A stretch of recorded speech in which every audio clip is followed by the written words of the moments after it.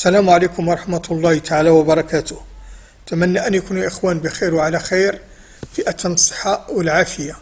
اليوم إخواني أخواتي سنتكلم عن ما وقع في مدينة سمارة بالأقاليم الجنوبية للمملكة المغربية وتداعيات تلك الجريمة النكراء التي ذهب ضحيتها شاب مغربي مقيم بفرنسا وجاء لزيارة أهله بمدينة سمارة.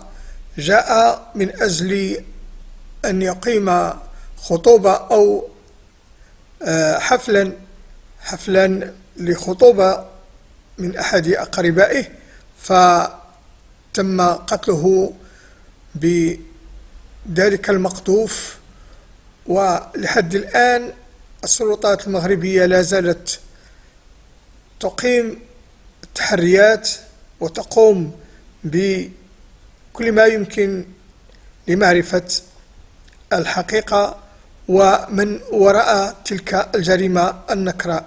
ولكن قبل ذلك هناك أخبار واردة تقول بأن تبون اليوم الخميس سيصل يوم الخميس إلى الجزائر الجنوبية، وهناك أوديوات يعني تسريبات صوتية من مخيمات تندوف تقول بأن تبون سيزور الأقاليم الجنوبية للجزائر. يعني رئيس الجمهورية الجزائرية الشمالية سيقوم بزيارة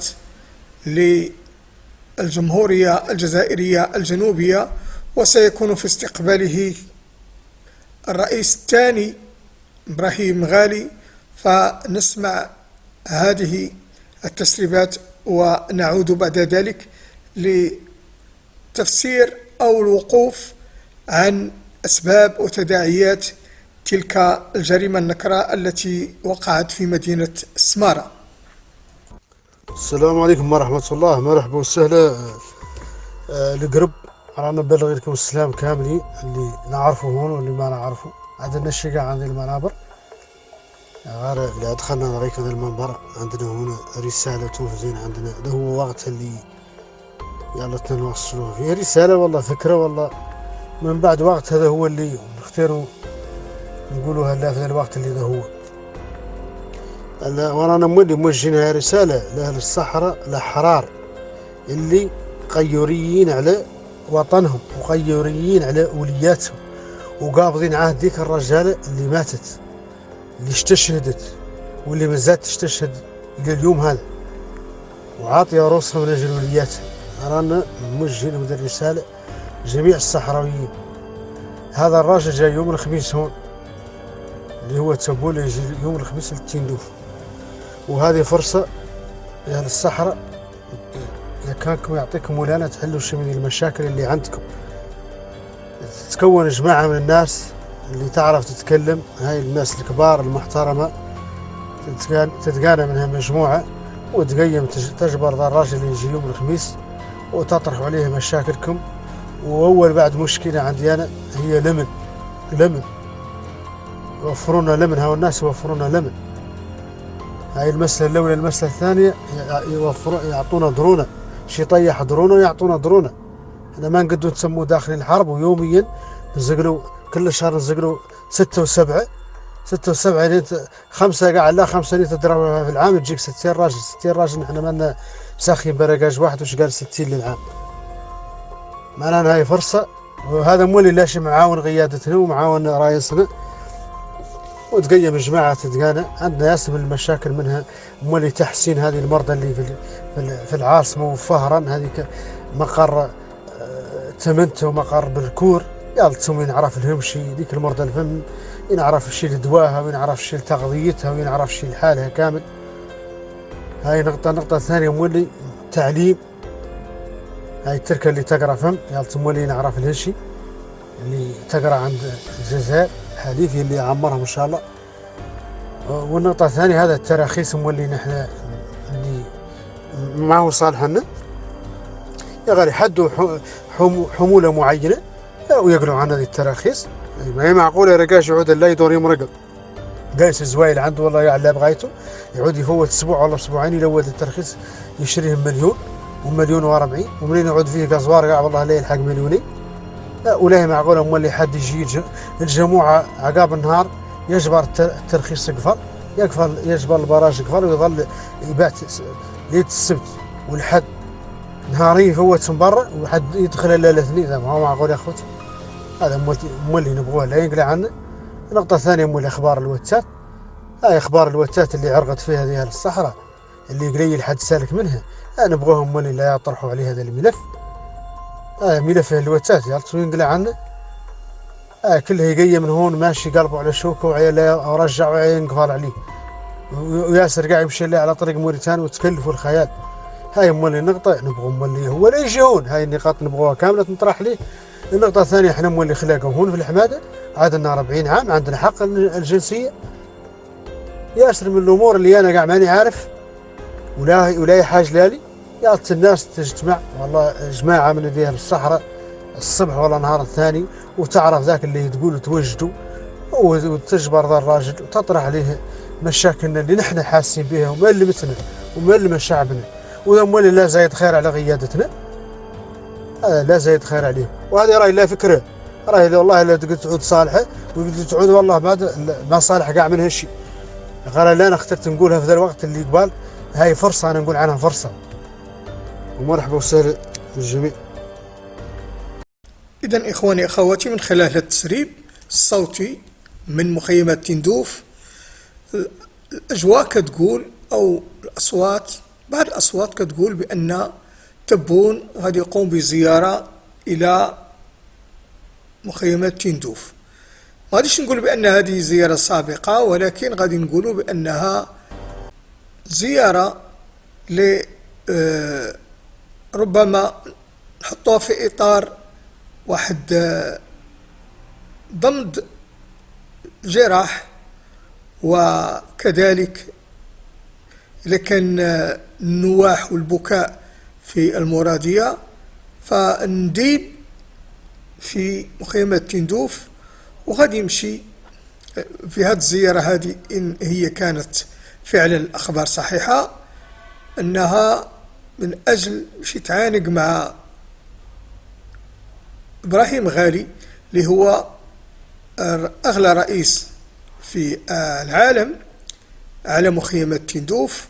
وغادي نشوفوا بأنه ملي مشى خرج تبون في هذه الزيارة الأخيرة ديالو داخل الجزائر واللي في الجلفة، واللي دار هذيك الخارجة من أجل انتخابات ديال 2024. فشي واحد من المستشارين ديالو قالوا ليه خاصك تمشي لتندوف لأن القضية قاصحة وبأن القضية راها وصلت إلى الحضيض، ولهذا السبب غادي يمشي تبون باش يتعانقوا وتبكى هو إبراهيم غالي. لو نعود إخواني أخواتي إلى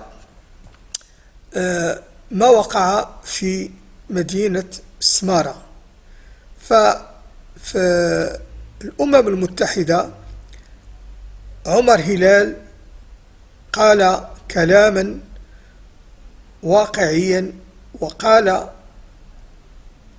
بفصيح العبارات وبعهدته كذلك الذي يشفي غليل المغاربة وبرد صادم وصارم ما وقع في مدينة سمارة. فنسمعوا أشنو قال ونعودوا لكم. Le Royaume du Maroc se félicite de l'adoption de la résolution 700-03 du Conseil de sécurité sur la question du Sahara marocain. À cette occasion, je voudrais remercier vivement le Penholder américain pour la rédaction et la négociation de cette résolution. Nos remerciements s'adressent également aux autres membres du Conseil pour leur apport constructif et leur vote en faveur de cette résolution, qui représente un jalon additionnelle dans le socle onusien pour le règlement définitif de ce différend régional entre deux pays voisins, le Maroc et l'Algérie.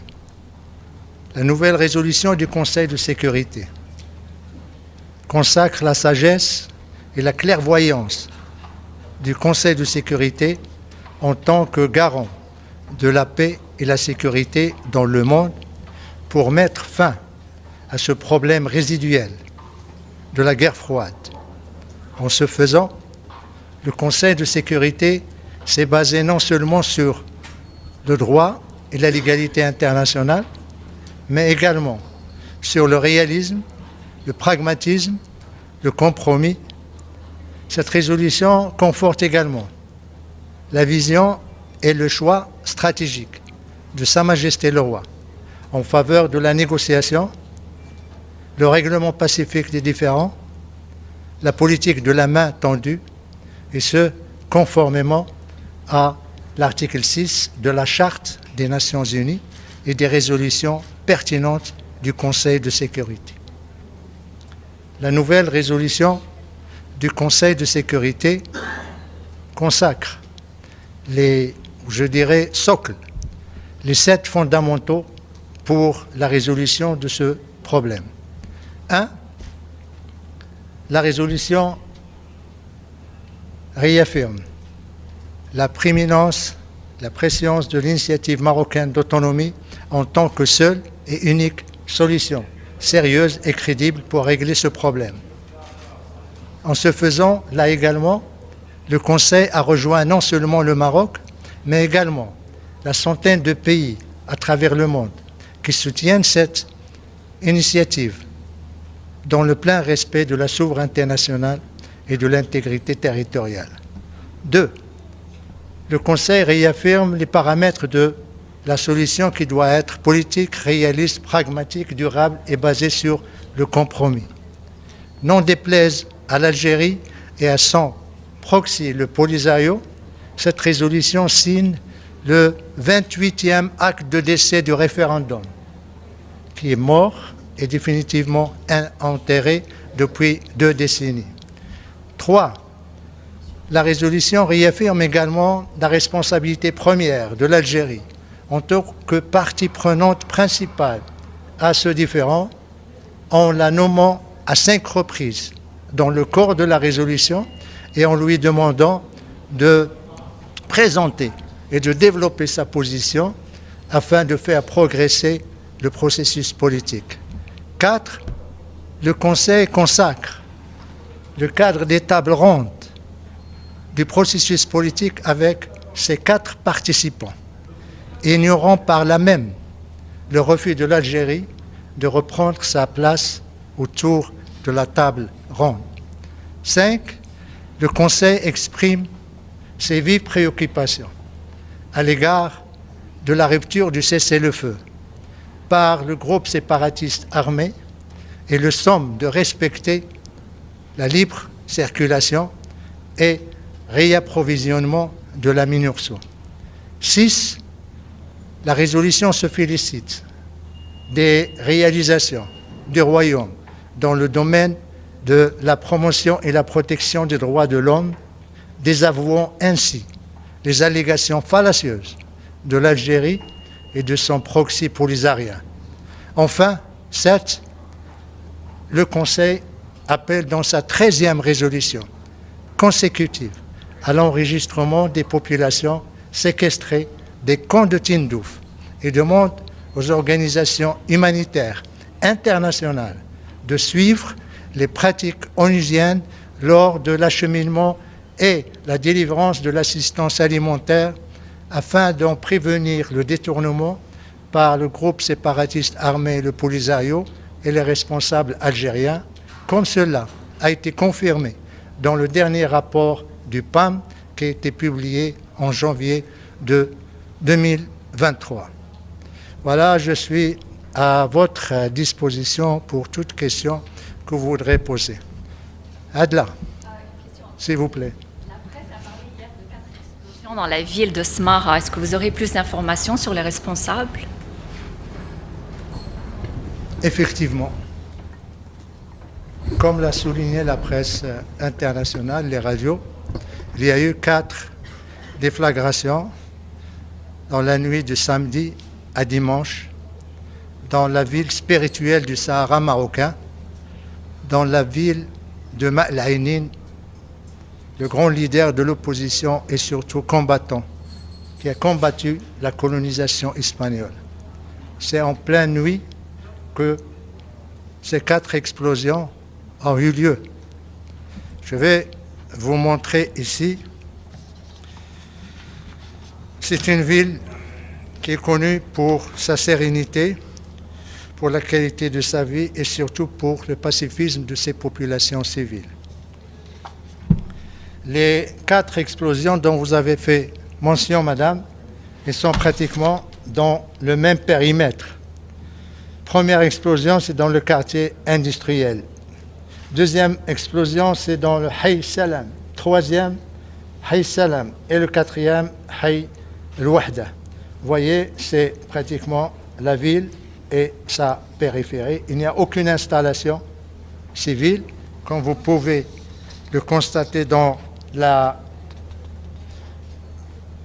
première explosion dans le quartier industriel. Il n'y a aucune installation ou site militaire ni quoi que ce soit.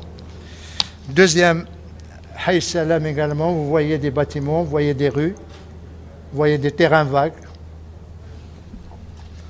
Troisièmement, Hay Salam, vous voyez, c'est les constructions, pratiquement.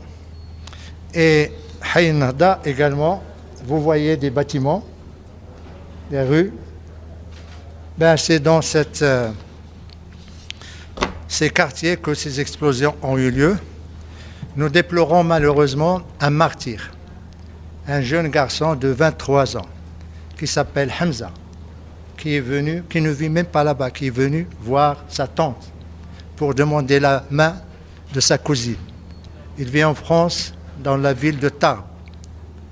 Il est venu avec sa mère pour construire un avenir avec la femme de son cœur ou la fille de son cœur. Malheureusement, le destin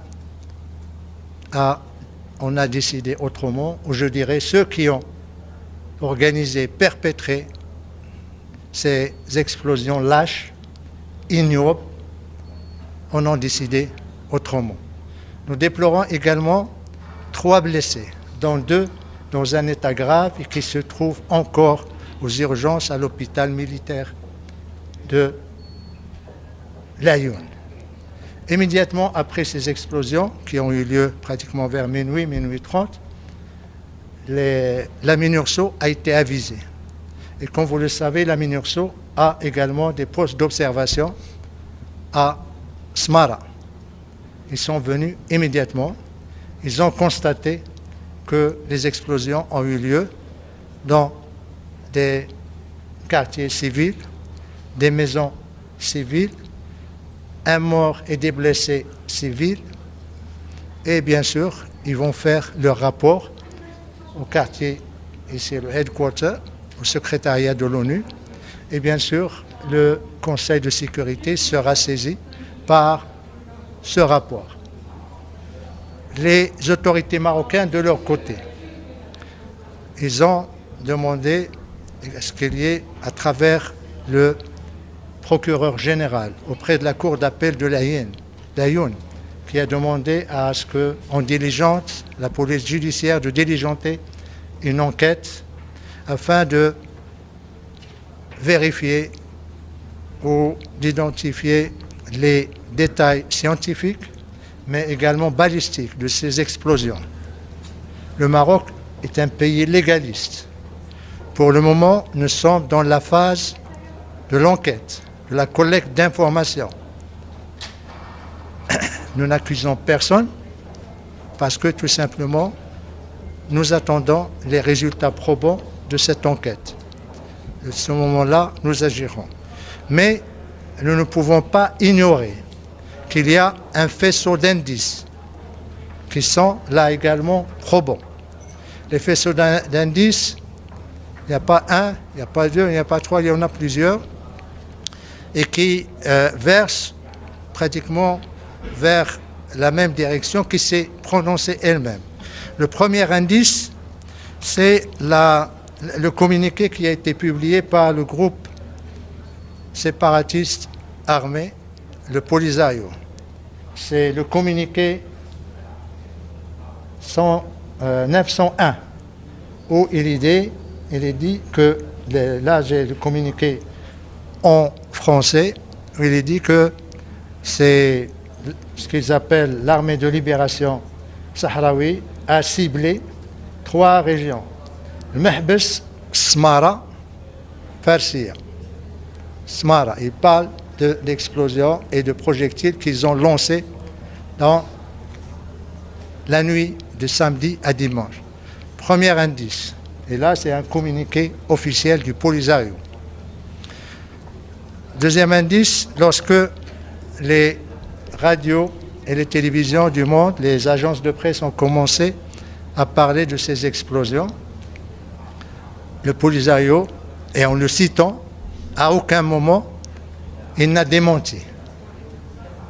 En l'absence de démenti de sa part, tout le responsabilise et tout indique que, effectivement, son silence confirme que c'est eux qui sont derrière ces explosions.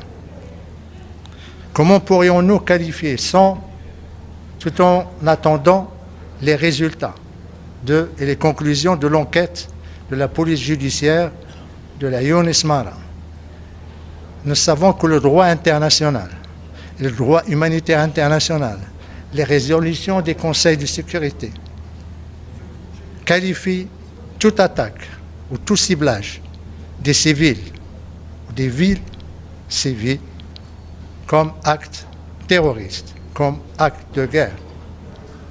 Et bien sûr, ça suppose des conséquences et des responsabilités.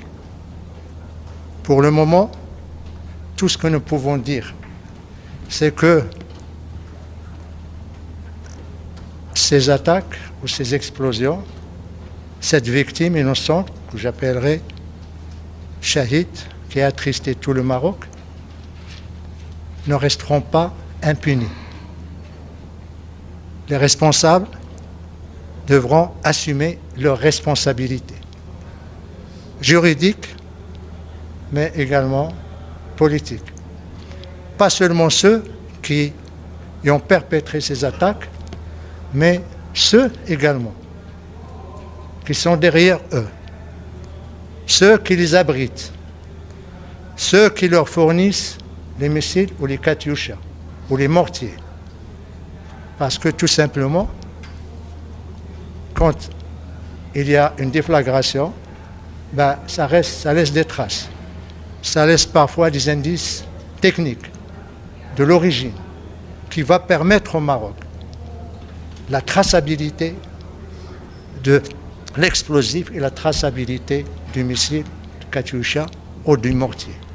À ce moment-là, le Maroc prendra les décisions qui s'imposeront et tirera les conséquences et les conclusions qui s'imposent. Et bien sûr, le premier à en tirer devra être le Conseil de sécurité, dès lors qu'il aura un rapport détaillé de la part de la MINURSO. La MINURSO est là pour superviser le cessez-le-feu. Le cessez-le-feu a été rompu il y a maintenant 2 ans, quelques mois. Il y a une responsabilité et nous attendons à ce que ce rapport soit rendu public par les Nations Unies afin que tout le monde sache qui cible les civils, qui tue les innocents, qui déstabilise la sécurité dans la région et qui risque de provoquer des drames sur l'ensemble d'un embrasement de la région. Tout le monde doit savoir ça et la communauté internationale, bien sûr, doit juger de ce qui s'est passé. Nous faisons confiance à la MINURSO, nous faisons confiance au Conseil de sécurité pour décider et, bien sûr, le Maroc tirera, comme je l'ai dit, la responsabilité qui s'impose après cet acte que je qualifierais d'ignoble et d'acte terroriste, condamnable. Deuxième question, ouais. Pourquoi vous insistez de négocier? إذا الجريمة ثابتة والمجرم معروف، والمستفيد من هذه الجريمة النكراء كذلك هو معروف، ويتلخص في جبهة بوليساريو وفي الكابرانات في الجزائر. وخير دليل هو ما أعلنت عنه جبهة بوليساريو من نيويورك يوم أمس بمسؤوليتها عن إطلاق مقذوفات باتجاه أهداف مدنية في السمارة.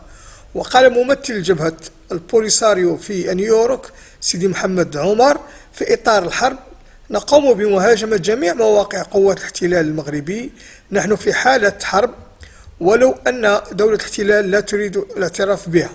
وقبل ذلك بساعات قال عمر منصور ممثل الجبهة في أوروبا والاتحاد الأوروبي في تغريدة على منصة XN: البوليساريو لم تهاجم أهدافا مدنية، لكن الحرب دائما لها أضرار جانبية، نأسف لمقتل مستوطن مغربي. ولم تعلن الأمانة العامة لجبهة بوليساريو حتى الآن عن إطلاق القذائف عن السمارة، وبضغط من الجزائر عقدت الجبهة اجتماعا عاجلا لبحث تداعية إطلاق القذائف على الأحياء السكنية في مدينة سمارة. إذن إخواني أخواتي، البوليساريو هو وراء تلك التفجيرات، ولا بد من القول بأن إبراهيم غالي هو المسؤول عن ما وقع لذلك الشاب المغربي القادم من أوروبا من فرنسا لزيارة أهله في مدينة سمارة. لنبدأ القصة إخواني أخواتي من البداية لنعرف تفاصيل القصة والرواية. فما حدث ليلة 29 من أكتوبر 2023 حوالي الساعة 1 ليلا أو صباحا، وحسب صور وشهادات من عاينوا انفجارات مدينة سمارة يؤكد أنه قصف صاروخي لبطارية جراد 122، وأن الأمر يتعلق ب4 صواريخ أطلقت من مكان واحد ومن نفس المسافة، ومما لا يمكن التشكيك في أنه أدى إلى مقتل شخص واحد لم يكن عسكريا مغربيا بل مواطنا مدنيا يقيم بفرنسا، وأزام تواجده في سطح منزله سقوط أحد الصواريخ عليه ليلفظ أنفسه لحظتها، وتسببت باقي الصواريخ في إصابة 3 أشخاص، أحدهما رجل مسن متقاعد كان بعيدا بقرب مكان سقوط الصاروخ حين تواجده خارج بيته لإطعام قطط الشوارع، وقد أصيب في قدمه ورقبته. والثاني كان شرطيا اخترق الصاروخ سقف طابقين من المنزل ليزوره في طبقه السفلي بمسكنه، وتصيبه الشظايا بجروح في أماكن متفرقة من جسده. الجريحان للأسف هم من الأقاليم الجنوبية، فالمتقاعد هو من قبيلة الرقيبات وهو شرطي من قبيلة أيتوسا. وهنا تبدأ طبعا حل المأساة، لأن أهداف القصف كانت جميعها داخل حي سكني مأهول، ولم تستهدف تكنة ولا حتى نقاط مراقبة عسكرية، ولم تقترب من المطار كما زعم بعض الانفصاليين. يربط هذا الحدث المؤلم والمؤسف لما وقع في مدينة سمارة، ولكي تكتمل الصورة لابد من العودة قليلا إلى الوراء. فحينما تقدمت الولايات المتحدة الأمريكية بمسودة قرار مجلس الأمن، وبعدما سرب ممثل الجزائر تفاصيل تحصل عليها من ممثل موسكو في مجلس الأمن تخص التقرير النهائي الذي أعدته واشنطن عن قضية الصحراء المغربية، والذي يتهم جبهة بوليساريو صراحة بالتنصل من اتفاق وقف إطلاق النار بشكل منفرد، ويدعوها بلغة الأمر للعودة إلى وضع ما قبل 13 نوفمبر 2020، وأن الصين وروسيا لم تبديا معارضة شديدة ل5 محاور جلها تتهم البوليساريو بمحاولة عرقلة جهود الأمين العام ومبعوثه الشخصي، وتحاول زعزعة استقرار المنطقة. والأخطر أن التقرير لا يتضمن لا من قريب ولا من بعيد مسألة الاستفتاء وتقرير المصير وتلك الأغنية وتلك الأغنية المشروخة للبوليساريو الجزائر. وحسب ممثل الجزائر فإن أمريكا مارست ضغوطا شديدة للحيلولة دون عقد اللقاءات الروتينية لممثل تنظيم البوليساريو مع رئيس مجلس الأمن ونائبة الأمين العام للأمم المتحدة المكلفة بالشؤون السياسية وقضايا السلام، وذلك بغرض منع إيصال موقف البوليساريو تجاه مسودة القرار إلى مجلس الأمن. كما أوقفت تحركات ممثل موزمبيق الذي اقترح إعادة صياغة مسودة بكاملها، فكان نصيبه أنه منع من هذه الخطوة. وبتاريخ 24 أكتوبر كان المبعوث الأممي دي مستورة قد التقى بفيكتوريا نولاند وكيلة وزارة الخارجية الأمريكية، والتي اطلعته على مسودة القرار الذي صاغه الأمريكان. ووافق دي مستورة على الصيغة التي تفرض الحكم الذاتي كخيار نهائي وترفض خيار استفتاء، وتمنح البوليساريو هامشا لإيداع مقترح يتطابق مع مقترح الحكم الذاتي أو يطوره. إذن الصيغة الوحيدة المطروحة على الطاولة اليوم هي صيغة الحكم الذاتي الذي تقدم به المغرب منذ 2007.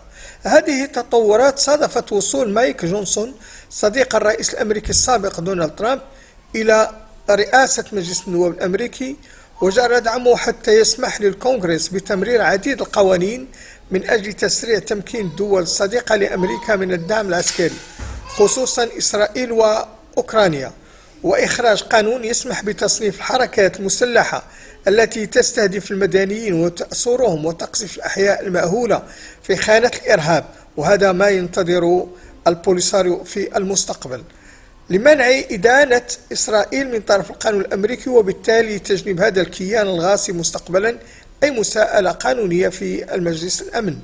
وسط هذه الحمأة وهذه المتغيرات الدولية فقدت البوليساريو دعم ائتلاف أحزاب السومار الإسباني بعد تحالفه مع سانشيز لتكوين الحكومة، واستجابت رئيسة الائتلاف لشروط رئيس الحكومة الإسبانية من أجل المشاركة في الائتلاف الحكومي، وتقضي بقبول رؤية سانشيز للعلاقات الخارجية مع الجار المغربي، وأن تدعم طلبا إسبانيا بإحصاء ساكنة المخيمات. هذا الإحصاء الذي ترفضه إلى حد الساعة كل من الجزائر والبوليساريو، لأن تعلم علم اليقين أن المتواجدين في مخيمات تندوف أغلبيتهم ليسوا بصحراويين من المناطق الجنوبية للمملكة المغربية، وإنما هم عبارة عن مجموعة من المرتزقة آتت بهم الجزائر من كل من موريتانيا وتشاد ومالي وكذلك من الجزائر. وبينما العالم منشغل بحرب غزة خرج علينا ذلك الملثم بخطاب متطرف على الطريقة الداعشية يهدد فيه المحتل المغربي، ويعكس خطابه مستوى اليأس وفقدان الأمل الذي أصبح عليه البوليساريو. وبعد أيام قليل من هذا التهديد سقطت مقذوفات صواريخ الجراد على بعض الأحياء السكنية بمدينة سمارة، وخلف الهجوم ضحية و3 جرحى مدنيين. ولم تستطع البوليساريو أن تتبنى هذا الهجوم ولا نفيه في البداية، واكتفت بروتين بيان الدك والأقصاف المثير للشبهة مثل البيان رقم 901 والذي يورطها أكثر مما يبرئها، مع مقطع مصور أفراد ملثمين يرتدون الزي العسكري الصحراوي ويوثقون لحظة إطلاق الصواريخ على سمارة دون تمييز بين المواطنين بين المدنيين والعسكريين. فالمغرب أظهر وعيا جبارا بهذه المعطيات، وأكد تفوقه على قيادة بوليساريو الانفصالية في بيانه الهادئ والمتوازن، ولم ينجرف خلف العواطف، ولم يظهر غضبه، ولم يتوعد بالرد، ولم يتهم جهة معينة كما فعلت الجزائر حين استهدفت الشاحنتين وقتل مواطنوها، وهددت بأن ذلك الفعل لن يمر دون عقاب، بل نشرت رباط بيانا تقول في أنها ستجري تحقيقا أمنيا وباليستيا لتحديد مصدر القصف.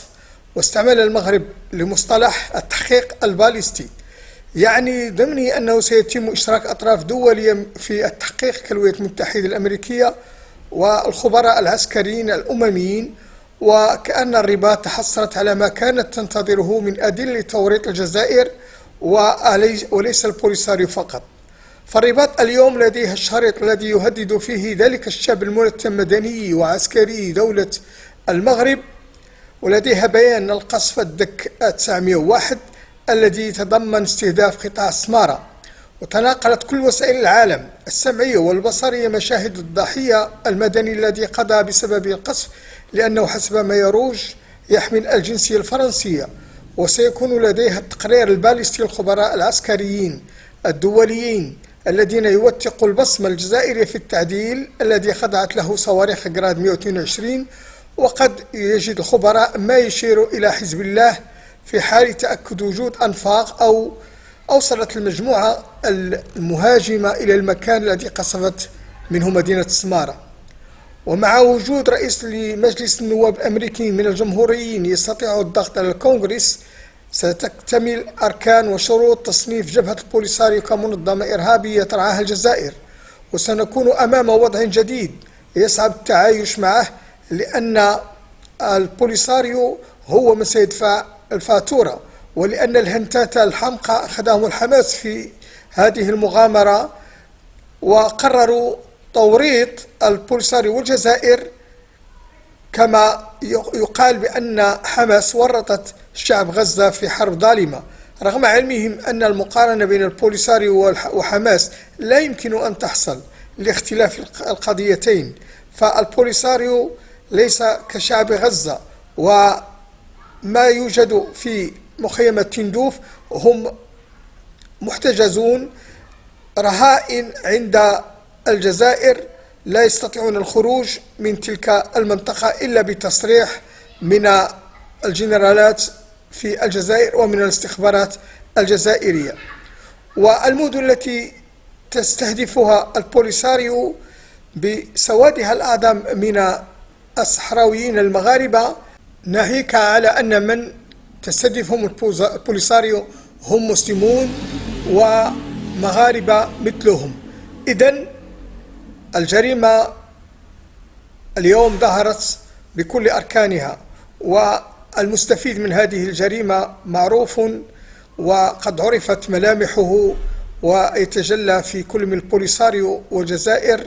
والمغرب اليوم بحنكته سيصل إلى وصف أو إدراج البوليساريو كمنظمة إرهابية مثل كل المنظمات الإرهابية التي تستعمل السلاح في وجه المدنيين. هذا سيكون ملف الصحراء المغربية في أطواره الأخيرة، وأن لم يبقى إلا القليل، وسيتجه المغرب إلى منع كل من سولت له نفسه بالتواجد في المناطق العازلة، لا بل أكثر من ذلك، لن تبقى هناك ما يسمى بالمنطقة العازلة أو المنطقة المحرمة، وسيكون المغرب على حدوده الرسمية الدولية. وحين ذاك لن يبقى للمغرب إلا أن يضرب بيد من حديد على كل من سولت له نفسه أن يتجرأ على الحدود المغربية. نكتفي بهذا القدر. إن أعجبكم الفيديو لا تنسوا الاشتراك بالقناة. دمتم في رعاية الله وإلى اللقاء.